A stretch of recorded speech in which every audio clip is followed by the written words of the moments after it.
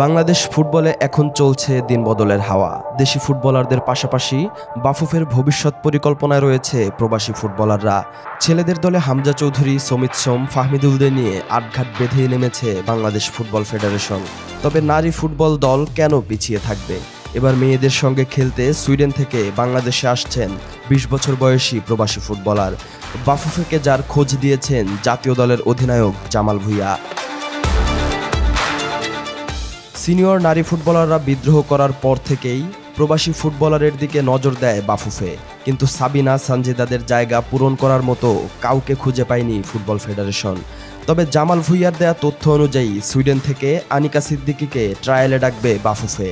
জাতীয় দলের ক্যাম্পে যোগ দেওয়ার আগে আনিকাকে পাশ করতে হবে ট্রায়ালে, এমনটাই জানিয়েছেন নারী ফুটবল কমিটির চেয়ারম্যান মাহফুজা আক্তার কিরণ।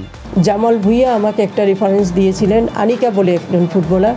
ওই ফুটবলারটা হয়তো ট্রায়ালের জন্য আমরা ডাকতে পারি যদি সে রাজি থাকে। ২০২৬ সালে অস্ট্রেলিয়ায় নারীদের এএফসি এশিয়ান কাপের মূল পর্বে খেলবে বাংলাদেশ।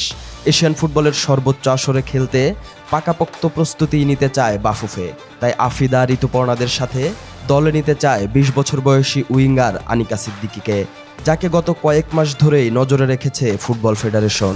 কাগজপত্রের ঝামেলার কারণে এতদিন বাংলাদেশে আসতে বাধা ছিল, তবে এই শঙ্কা এবার কেটে গেছে। খুব শীঘ্রই আনিকাকে ট্রায়ালে ডাকবে বাফুফে। পরখ করে দেখার পরই ডাকা হবে জাতীয় দলের ক্যাম্পে।